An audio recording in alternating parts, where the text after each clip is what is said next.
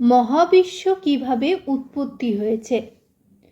বিজ্ঞান নিয়ে পড়াশুনো করার জন্য প্রকৃতির কিছু মূল সূত্র জানা আবশ্যক।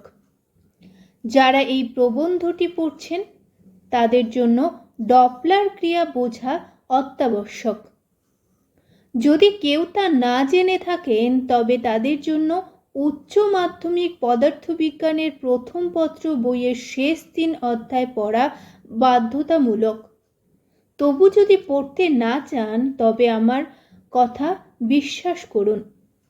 সারা জীবন তো অনেক ধর্মীয় অলৌকিক কাহিনী বিশ্বাস করলেন, আর এখন না হয় পড়াশুনোর ভয়ে একটা বৈজ্ঞানিক তত্ত্ব না বুঝেই বিশ্বাস করলেন। তবে ডপলার ক্রিয়া কি তা আমি আপনাদের বুঝিয়ে দিই। উইথাউট ম্যাথমেটিক্স এটা হলো যে কোনো তরঙ্গের উৎসের আপেক্ষিক গতির ফলে ঘটা ঘটনা। যেমন ধরুন আপনি স্টেশনে দাঁড়িয়ে আছেন, এবার 5 কিমি দূরে দাঁড়িয়ে থাকা ট্রেনটা যদি হুইসেল বাজায় তবে আপনি যত জোরে হুইসেল শুনবেন তা অবশ্যই ট্রেনটা যদি আপনার দিকে অথবা উল্টো দিকে যেতে শুরু করে তার থেকে বেশি বা কম হবে। অর্থাৎ ট্রেনের আপেক্ষিক বেগের উপর শব্দের তীব্রতা নির্ভর করে, হুইসেলের ওপর না। মূলত ট্রেনের গতি আপনার জন্য শব্দের কম্পাঙ্কের পরিবর্তন ঘটায়। এই ঘটনা দিয়ে ব্যাখ্যা করা যায় যে মহাবিশ্ব স্থির না, সম্প্রসারণশীল। ব্যাপক আপেক্ষবাদে ঈশ্বর বিশ্বাসী আইনস্টাইন মহাবিশ্বকে স্থির প্রমাণ করার জন্য একটা ধ্রুবকের আবির্ভাবও ঘটিয়েছিলেন। যদিও 1930 সালে এডউইন হাবল একটা পর্যবেক্ষণ দ্বারা তাকে ভুল প্রমাণ করেন। এক্ষেত্রে হাবল পদার্থবিজ্ঞানের যে সূত্রটি ব্যবহার করেছিলেন তা আর কিছুই নয়, একটু আগে বলা ডপলার ক্রিয়া। হাবল ভিন্ন ভিন্ন সময়ে ছায়াপথের ছবি তুলে দেখতে পান যে ছায়াপথের আলোর রং পরিবর্তন হচ্ছে, কিন্তু এত কম সময়ে এত বেশি পরিবর্তন কোনোভাবেই সম্ভব না।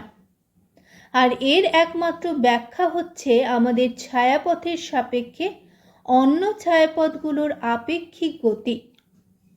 এই গতির ফলে আলোর কম্পাঙ্কের পরিবর্তন ঘটে, আর তাই ভিন্ন ভিন্ন কম্পাঙ্কের জন্য ভিন্ন ভিন্ন রঙের আলো দেখা যায়। হাবল দেখছিলেন যে ছায়াপথগুলো ক্রমশ দূরে সরে যাচ্ছে, যা তিনি আলোর বর্ণ পরিবর্তন দ্বারা বুঝতে পেরেছিলেন। যেমন বেশি কম্পাঙ্কের বেগুনি আলো থেকে আলো নীল বর্ণ ধারণ করলে আমরা কম্পাঙ্কের হ্রাস বা আপেক্ষিক দূরত্ব বেড়ে যাওয়ার প্রমাণ পাই। এবার তাহলে আমরা আলোচনায় আসি মহাবিশ্বের স্থান সম্পর্কে। এটা একটা বিশাল প্রশ্ন যে আমাদের মহাবিশ্বের স্থান সমতল নাকি বক্রাকার। এটা হতে পারে সমতল এবং ভরের কারণে স্থান সংকোচনের ফলে। আইনস্টাইনের ব্যাপক আপেক্ষবাদ অনুযায়ী দীর্ঘ যাত্রাপথে এটা বক্রাকার।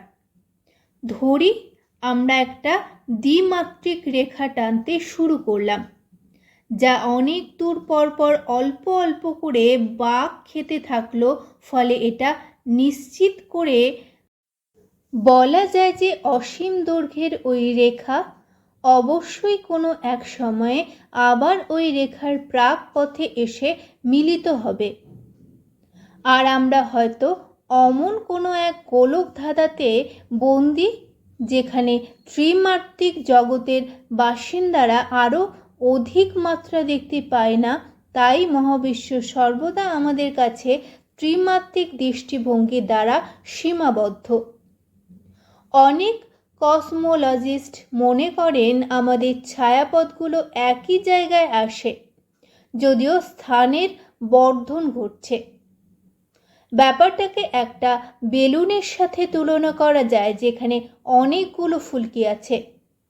ওই ফুলকিগুলোকে যদি আমরা ছায়াপথ মনে করে বেলুনটাকে ফোলাতে শুরু করি, তবে ঠিক উপরোক্ত ফলাফল পাওয়া যায়। তবে একটা বিকল্প প্রশ্নও আসতে পারে, স্থান ও কাল যেহেতু পরস্পর সম্পর্কযুক্ত, তবে এটা কিভাবে ঘটে? এক্ষেত্রে আমরা কৃষ্ণ গহ্বরে স্থান ও কালের সংকোচনও দেখতে পাই। সিঙ্গুলারিটি বা নব্য পদার্থ বিজ্ঞানের সূত্র তৈরি হওয়া ওই স্থানগুলোর সংখ্যা অনেক, আর ওইগুলোকে স্বতন্ত্র মহাবিশ্ব বলাই অধিক গ্রহণযোগ্য।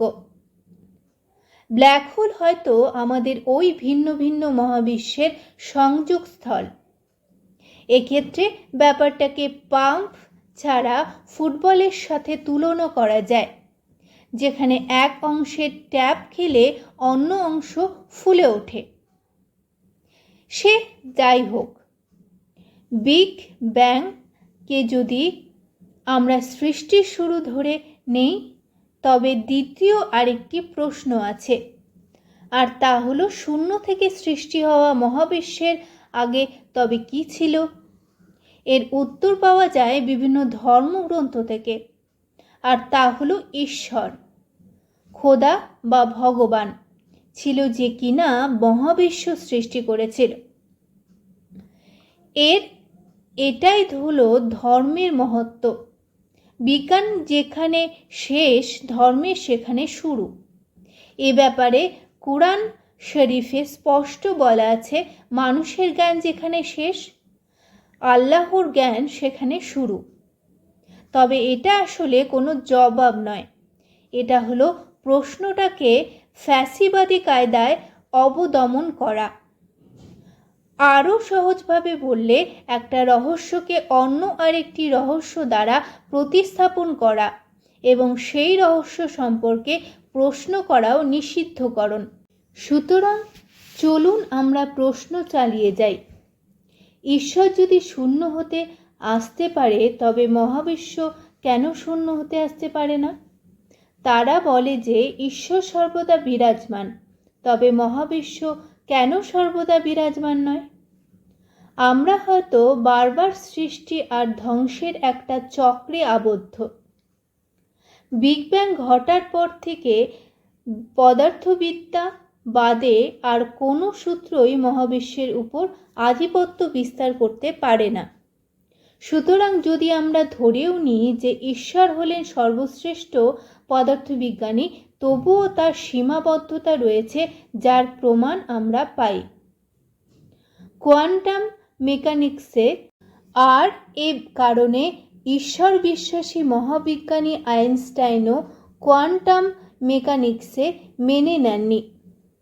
যদিও প্রকৃতি কোনো ব্যক্তির ইচ্ছার ধার ধারে না, তাই কোয়ান্টাম মেকানিক্স এগিয়ে চলেছে এবং তার ফসল হিসেবে কম্পিউটার ও ইলেকট্রিক্যাল সায়েন্স গড়ে উঠেছে। তাই ঈশ্বরের ক্ষমতাও প্রকৃতির খেয়াল খুশির কাছে সীমিত। হিন্দু মিথোলজিক্যাল মহাবিশ্বকে ঈশ্বরের স্বপ্নরূপে উল্লেখ করা হয়েছে। সে হিসেবে একজন ঈশ্বর কিভাবে অসংখ্য মহাবিশ্বের স্বপ্ন দেখছেন, তা একটা রহস্য। তাই একজন ঈশ্বরের অসংখ্য মহাবিশ্বের স্বপ্ন দেখার যৌক্তিকতার চেয়ে অসংখ্য মানুষের একজন ঈশ্বরকে কল্পনা করা সহজ।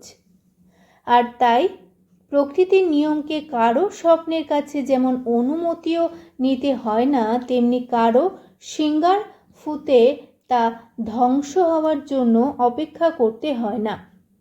অবশ্য প্রকৃতির নিয়মকে গজল বলাও আরেকটি ধার্মিক উপাখ্যান।